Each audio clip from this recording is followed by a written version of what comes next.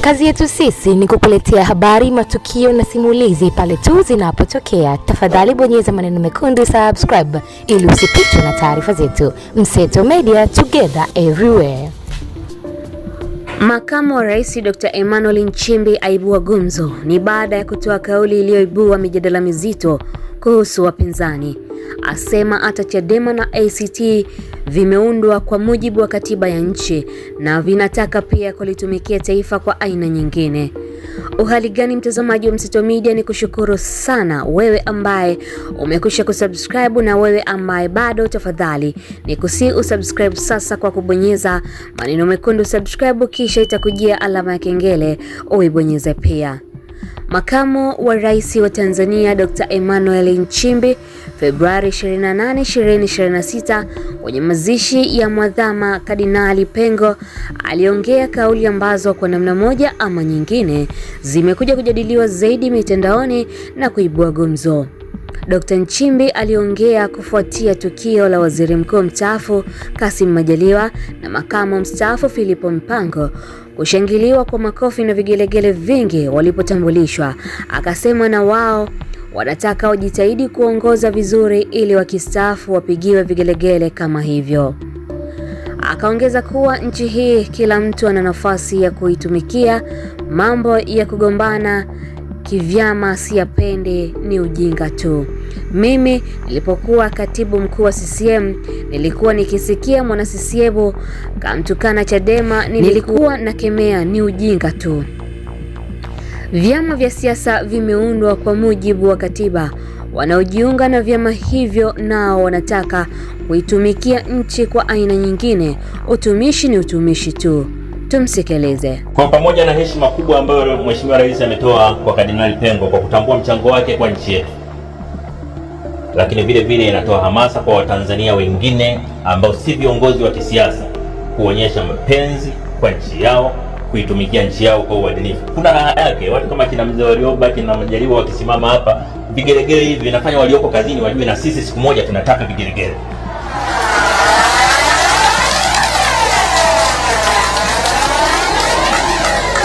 Lakini pia kujua kwamba nchi hii kila mtu ana nafasi na wajibu wa kuitumikia. Katika utumishi wa nchi yetu tusitegeane, kila mtu atumikie nchi yake kwa nguvu zake zote. Nimekuwa nikiyasema haya mara nyingi. Mimi hata mambo ya kugombana kivyama vyama mimi siyapendi sana, ujinga tu. Nchi yenu moja, nchi yenu wote, mnagombana nini? Mtakuwa mashahidi. Hata nilipokuwa katibu mkuu wa chama nikisikia mwana CCM ongea maneno ya hovyo zidi ya upinzani, nilikuwa nakemea mara moja. Wala ni ujinga tu. Kuna vyama vya siasa navyo vimeundwa kwa mujibu wa katiba ya nchi.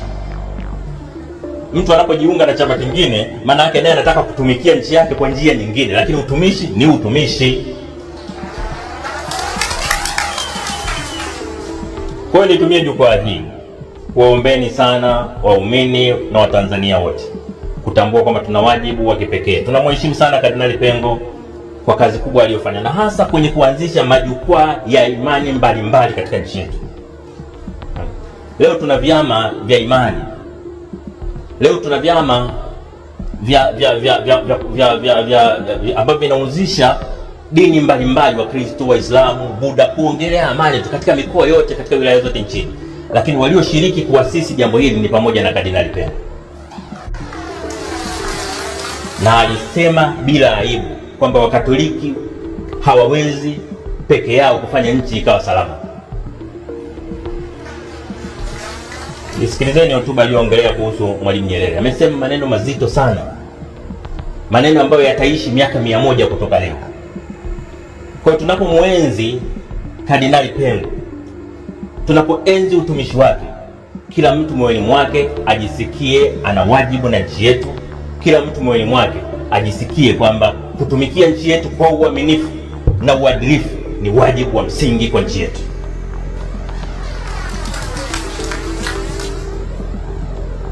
Mababa Askofu, niombe kuwahakikishia sisi kwa nafasi yetu tutaendelea kujitahidi. Kazi ya kutumikia nchi sio rahisi sana, ni ngumu, ina vishawishi, ina vitisho, lakini ndio maana maaskofu, mapadri, mashehe wapo ili watumishi wengine katika maeneo mengine mizigo inapoelemea, maaskofu, mashehe, mapadri wote waweke mikononi mwa Mungu. Kwa hiyo tunaomba msituache katika maombi yenu, msituache katika maombi yenu. Tutaanguka mara nyingi, tuombeeni tuamke. Sasa kufuatia hayo ya makamu kunukuliwa akisema alikuwa anakemea kuona wana CCM wakipambana na vyama vingine, akisema ni ujinga tu. Wengi huko mitandaoni wamebeba kauli hizo moja kwa moja na kuzipeleka kwenye swala la Tundu Lissu, kiongozi wa upinzani aliyopo gerezani miezi 11 sasa, na kushangaa kwani serikali ya CCM haioni kama hilo ni swala la kisiasa pia. Kwa nini mamlaka zinahangaika naye wakati zinajua na yeye alikuwa na lengo la kutumikia taifa lake? Na maneno anayotuhumiwa nayo aliyetamka katika majukwaa ya kisiasa, wengi wakisema siasa sio uadui kama viongozi wakubwa wanavyoongea.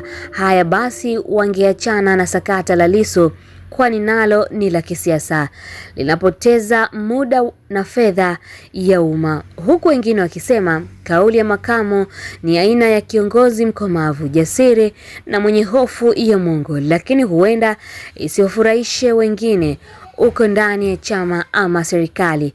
Je, wewe una maoni gani juu ya kauli za makamu wa rais Dr. Emmanuel Nchimbi?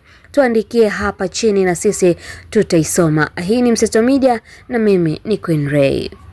Hakikisha umesubscribe, comment, like na kushare. Mseto Media, we connect everywhere.